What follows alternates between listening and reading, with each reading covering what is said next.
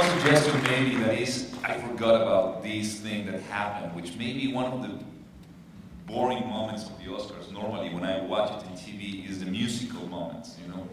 And last year or 2 years ago, it was happening something that really got my attention. Was Motorcycle Diaries was nominated for Best Song, and Jorge Drexler was a fantastic Uruguayan songwriter.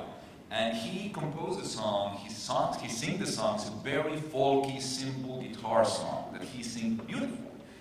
And suddenly, the Oscars, you know, will play the best nominated songs during the show.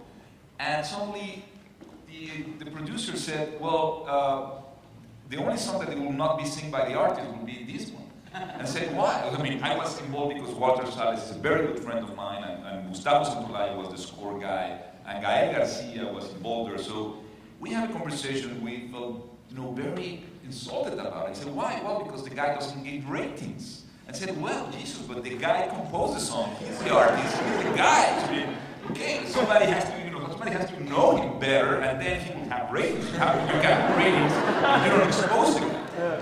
Anyway, at the end, it was Antonio Banderas and Carlos Santana in this Adobe wall. Antonio Banderas singing in a flamenco style, Carlos Santana with a loud guitar without no sense. All this spirit of the Che Guevara was completely out. It was embarrassing for all the Latin American communities around the world. And it was like, this is so... Well, finally, I have a happy ending. The happy ending was that at the end of the show, our poor guy, 2 hours later, you know, we have this huge conversation. Walter, Gael even quit to be in the show that night because he didn't want to give an award in that situation. At the end, Jorge Drexler was sitting just in the theater. He won the best song that year. He stepped up, Prince gave him the Oscar. And you know what he did? Instead of giving a speech, he just sing 30 seconds of cappella song, thank you, and that's it, you know? I will change.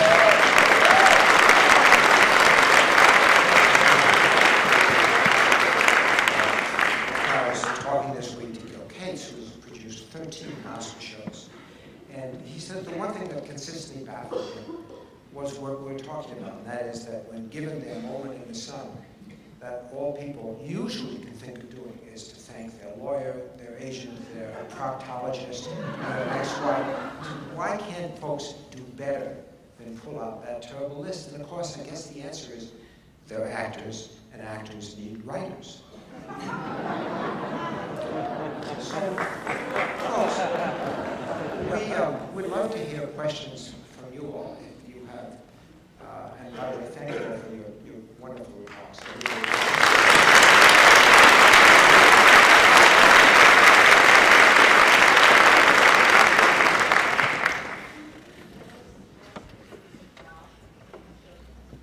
The question was, can you relate what your actual first job in show business was? I was, one summer during film school, I was someone's personal assistant picking up their dry cleaning. Directors.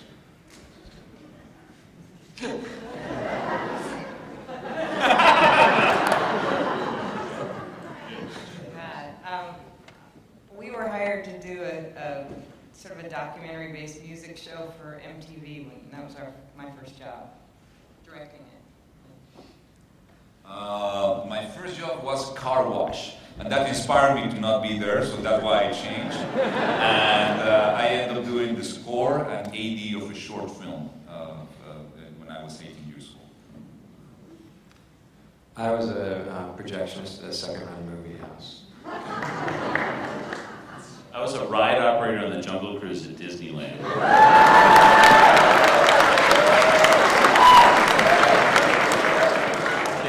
And I'm not kidding, I was very shy before that, and it brought me out of my shell, and I got so excited. It honed my sense of comedy, because these jokes are the worst jokes ever written. And I just got into the craft of how to make these things funny, you know, it was fun.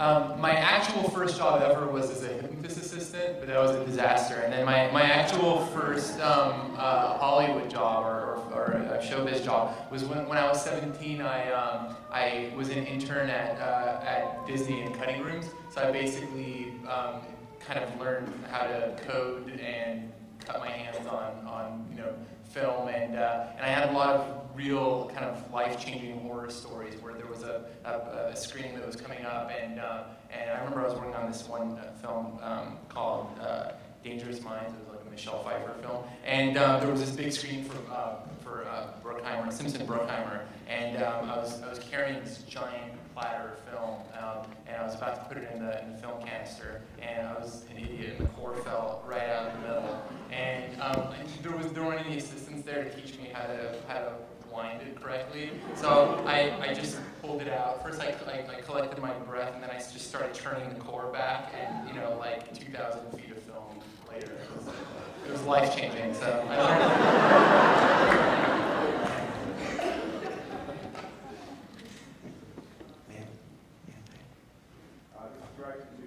Valerie, two producers, guys who actually brought you into Little Miss Sunshine, on Dirk and Albert Berger, and also the guys whose first ran with the script, if I can get a name, were disqualified from receiving the Oscar if you win Little Miss Sunshine. Do you have anything to respond to that? Anything to say to the Academy? That's a good question, Jeffrey. And who really cares whether 2, 3, or 4 producers go up there and ask and claim an Oscar? Well, I'm glad you brought that up. Yeah, we're really so disappointed by that decision, but and it's hard because we appreciate the Academy's desire to limit credit to those people who really had an essential role in making a film. I think that's smart, and we support that. However, Ron and Albert were absolutely essential at every stage in making Little Miss Sunshine, and they are among the 5 producers. They are on the film. They will always be on the film, and they will always be producers of the movie. And luckily, the PGA recognized all 5 of the producers. So we wish that they could have made an exception to the rule in this case, but I hope they'll find some resolution to that, because I think it's going to continue. When a film takes 5 years to make, and it's done on a shoestring budget, you have a lot of people in there helping to make it happen. So it's a difficult situation, and it was a very hard thing to see happen yesterday. Yes. I look at comedy as a separate category in the Oscars, because I don't see how Catherine Deneuve share can be better. It is.